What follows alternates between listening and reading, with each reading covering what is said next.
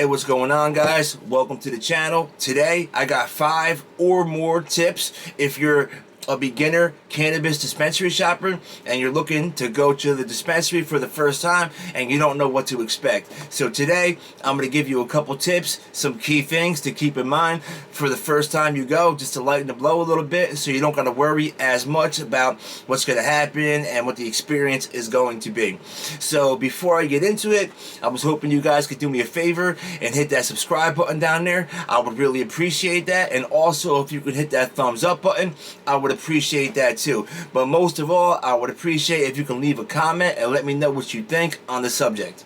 The first thing that I caught on to pretty quick when I started going to dispensaries in my state is there's lines. Now, I guess this all depends on like what state you're in. A lot of geographical things that are gonna have a factor on this, but I know that where I live in my state, New Jersey, or if you're in a state where it just became legalized, there's probably going to be a few dispensaries popping up in the beginning, and there's going to be a high demand of people looking to buy cannabis.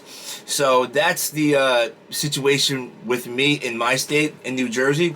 So if you're new to cannabis and you're just thinking about maybe going to a dispensary, the number one tip that I got for you is there's lines, man. So just be prepared for the lines. And also, there's two different, usually if you're in a state where there's recreational and medical, you got to be careful that, you know, some of these dispensaries, they serve both people. So they got different hours for recreational users and they got different hours for medical users. So the best thing to do to remedy all this is to check on their website, and if you can put an order in online and bypass the line, that's huge, because you go to these places, man, and sometimes you're waiting for an hour, 2 hours, hour and a half, whatever. But to bypass a line, that's awesome. And that's what I did. I started going online, looking at their websites, and then I placed my order online. That way, when you go to the dispensary, you don't have to wait in line. You can just go in because you already have your order ready. So it's way better than sitting in the line for friggin' an hour and a half. You know, who wants to waste your precious time like that?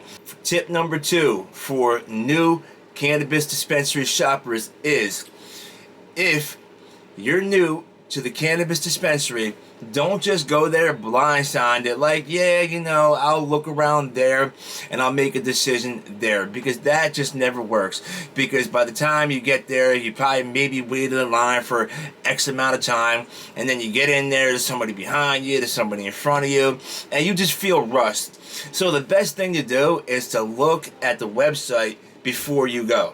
That way, mostly all cannabis dispensaries are going to have a website. If you're thinking about taking a trip to the dispensary, I would look up that local dispensary, go to their website, check out their menu, and pick out what you want before you get there.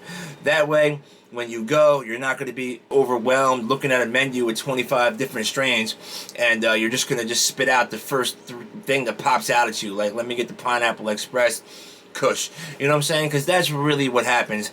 And also, don't let THC levels guide you in what you're going to pick as far as strains, because a lot of people, they do that too. I used to be one of them. They'll go to the cannabis dispensary, they'll look at the menu, and the highest THC level that they see, that's the strain that they want. And then the second highest THC level they see, that's the strain they want too. You know what I'm saying? THC levels do not always depict how a strain is going to be. And I know from experience, because I've smoked strains that were under 10%, and I still got stoned, just as stoned as I got with a strain that's like 25, 27%. THC levels can be deceiving. Just saying, you know, don't let that guide you in your decisions when you're picking strains. The best thing to do is do your research, read reviews, because that's when you're gonna get the bare bones of how a strain hits and all that, is what people are saying about it. And you can go on Leafly, and most common and popular strains they're gonna get a ton of information and reviews. So that's what I do. I do reviews on strains. I find out which ones are suiting my needs, and those are how I pick. So research is key. Don't buy your accessories at the dispensary. And what I mean by that is, A lot of people think that it's, it's a one-stop shop. They can get whatever they need and they don't got to worry about anything else. And that is mostly true, because you can go and grab a bong at the Cannabis Dispensary, and some of them sell, Puffcos and different, vape chargers and all that. But they're usually really expensive, and they usually don't have a big selection.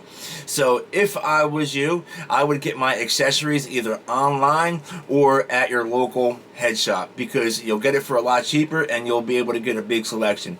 So if you end up getting your accessories like a pipe, a bong, or a battery for your vape, or a dab rig, I would definitely go elsewhere than the dispensary, because if you go to the dispensary, you're going to get ripped off, and you're just going to buy 1 out of 3 selections that they have. So also, that's another thing, man. Do your research. If you're new to cannabis and you're just getting into it, find out what you like, what accessories you're going to need as far as dabbing, oil chargers, bowls, pipes, bongs, all that.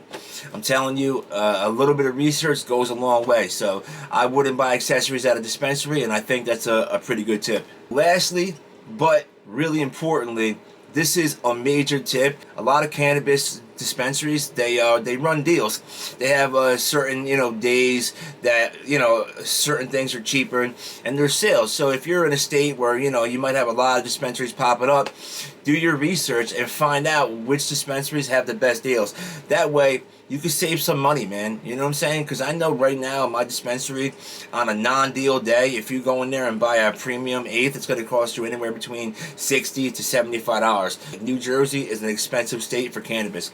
So if you're in a state like mine and the cannabis is crazy expensive in your dispensaries, I'm telling you, man, find your dispensaries in your state, do some research, follow them on Instagram and Facebook, go on their websites and see if you can, find out the best days to go to the dispensary to get a deal and save a couple dollars, man. It's always good to save money, and some of these dispensaries, they run 20 to 30% off deals all the time on flour and vapes and all that stuff. So there it is, man. That's my tips for the beginner cannabis shopper going to the dispensary for the first time.